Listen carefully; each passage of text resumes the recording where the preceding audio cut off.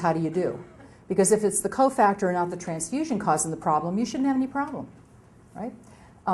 If you have the cofactor and you get transfused, or you have the cofactor and you're not transfused, you should have a bad outcome because the cofactor causes the bad outcome, not the transfusion. And so you can do these subgroup analyses, and what you do is you find which one of those things, cofactor or transfusion, is driving the bad outcome. That's part of that multivariate analysis approach where you look for the independent predictors.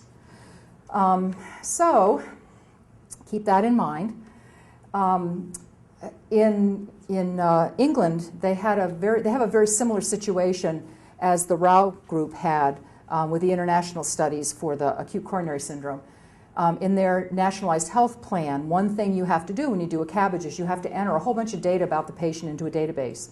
So what they're kind of doing is setting up, a little, at least data collection practice that will let them ask and answer questions from a large number of patients very quickly. So a group used that database to look at all the CABGs in England over a fairly long period of time, April of '96 to December of '03, and they had a little over 8,000 patients. And again, they asked very simple questions. Who gets transfused and how do they do? 57% transfused. Remember I told you it's kind of par for the course, especially if you're female, especially if you're under 50, with a low ejection fraction, congestive failure. They had a number of things that were correlates of being transfused. So they knew they had to do corrections to get apples-to-apples comparisons because the patients who were transfused did not look like the patients who weren't. So doing that multivariate analysis, the odds ratio after they cleared the water of those differences for infection was almost fourfold, and for an ischemic event, the whole group of ischemic events, MIs, strokes, and renal failure, also about fourfold. Patients who were in the ICU longer, they were longer in the hospital, they were more expensive to treat, they were more likely to die in the first 30 days and in the first year. So actually by 2007, this was confirmatory, this wasn't new information. I'm showing you a tip of an iceberg that's at least 100 articles big, all saying the same thing, very few exceptions. Murphy also found that the association was somewhat linear. The more you got, the worse you did. So using no units as the baseline, if you only got 2 units, you doubled your chance of an infection and doubled your chance for an ischemic event. If you got more than 9 units, it was about 50-fold of infection or ischemia. They also tried to deal with a very, still an open question, a very simple question, which is when we're thinking about this cause and effect, maybe all this is about anemia. Maybe anemia is much worse of a character than we ever gave it credit for. So that patients who end up getting transfused are ones who had a higher degree of anemia, worse anemia during the case, and that set the stage for all of their problems. So they said, well, okay, we can do that. Let's subdivide the groups, and let's look at who was transfused at very low hematocrits and who was transfused at really high hematocrits. So we'll separate kind of the bad anemia from the not so bad anemia and see how they did. So the first set here, infection. If you were transfused and your nadir hematocrit was less than 21, so they let you get down below a 7-gram hemoglobin before you got transfused, your chance of getting an infection was 12%. If they never let your nadir hemoglobin go below 9, so they kept you above 9, as opposed to let you go below 7, your chance of getting an infection was 10.6%. Those are not different. But look at the difference between the transfused and the not transfused for infection. Same thing for ischemic events. If they let you get a hemoglobin less than 7 at some point during your hospitalization, you had a 13% chance of having an ischemic event. If they kept you above 9, you had an 11.6% chance of an ischemic event. Statistically not different, but look at the difference between transfused and not transfused. Question? In the not transfused group, did they define how low their nadir hematocrit was? It's a good question. I don't remember. I'd have to go back. Okay. Do they look more like the greater than 27 or the less than 21? Probably they look more like the greater than 27. Because what you find in most of these studies is that they were pretty heavy-handed with transfusion in general. And so once somebody got down to a hemoglobin of 8, most of them ended up getting transfused. But I don't remember if the papers got it. So on the surface, it links anemia.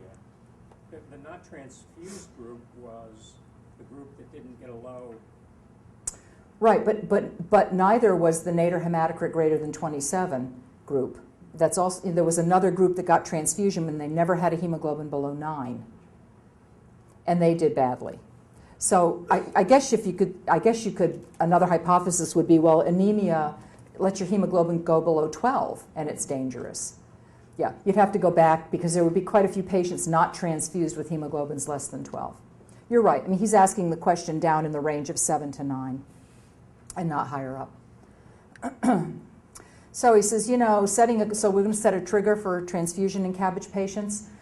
If you have more liberal thresholds for the elderly and for the high risk, not supported by this study. Those were not groups that emerged as benefiting from the transfusion. In fact, it didn't look like there was anything but increased morbidity and mortality with crits as low as 21%. That's a hemoglobin of 7. So their recommendation is that a 7-gram hemoglobin or less be your target for patients after CABG. All right, so we've looked at 4 studies together. All of them had people who got transfused looking really different than people who didn't get transfused. So when I talked to the residents at Riverside about this, we get to this point. I said, "What are you going to, what do you do in medicine where you're making a whole series of observational studies, and the people who get what you're looking for are different than the ones who don't? You do all this multivariate analysis, and you try to level the playing field, and you're looking at odds ratios, and all this sort of mechanism behind the numbers to try to get a clear signal on what's the association and what are you really seeing." When that keeps being the case and you don't feel like you've got something that's nice, straightforward, just answering the darn question, what do you do? What do you hope for? What kind of a study do you want to see to tell you whether there is or isn't an association? We've looked at retrospective studies. We've looked at prospective, but they're observational. What's the gold standard study design for answering the question? Randomized? What else? Prospective? Anything else? Double-blinded if you can. It's kind of hard to double-blind about whether you got transfusion or not. So that might not be possible in this setting, but it would be ideal if you could do it. Randomized, double-blind, prospective, and multi-institutional, so that you're not seeing just practice variation that's affecting the outcome. Okay? So they actually did that study for us. It's done. It's done in Canada. It was reported in 1999. What they did was they had 25 hospitals that participated with their ICU patients. And they took all comers, so it was not like, oh, you're too sick to participate. Everybody got randomized. And it was to one of 2 transfusion philosophies. One was what they called restrictive, which was when you go below 7, we'll transfuse you and keep you in that 7 to 9 range. Okay? And versus a liberal, which is when you go below 10, we'll transfuse you and we'll keep you in that 10 to 12. The nice thing about those is that they don't abut. They're very well demarcated ranges and there's no overlap. So it was a really nice design. What they set out to do was show that the restrictive approach was safe, that we really could cut out a lot of transfusions in critical care and still have very good outcomes. What did they find? Well, of course, more patients in the 10 to 12 got transfused and they got a larger number of units. Of course, that just tells you that the study's working the way it's supposed to. But the 10 to 12 group actually had a higher mortality. They had more multi-organ dysfunction. More of them had an MI in the ICU. More of them had pulmonary edema in the ICU. More of them got infections in the ICU. Not what they expected to see. And they said, well, wait a minute. You can't tell me that they do better with a 7 to 9. So there must be a subgroup of patients that do better at the lower crits. But in general, I mean, it can't be that 7 to 9 is better. So they did subgroups, and what they found was that there were certain subgroups, not that were skewing the whole thing, but that actually were groups that had an exaggerated effect of the benefit of a restrictive transfusion practice. So patients that had Apache scores less than 20, patients who were not train wrecks, basically, if the patient was less than 55, look at the differences. These are mortalities now. Multi-organ dysfunction score in cardiovascular disease.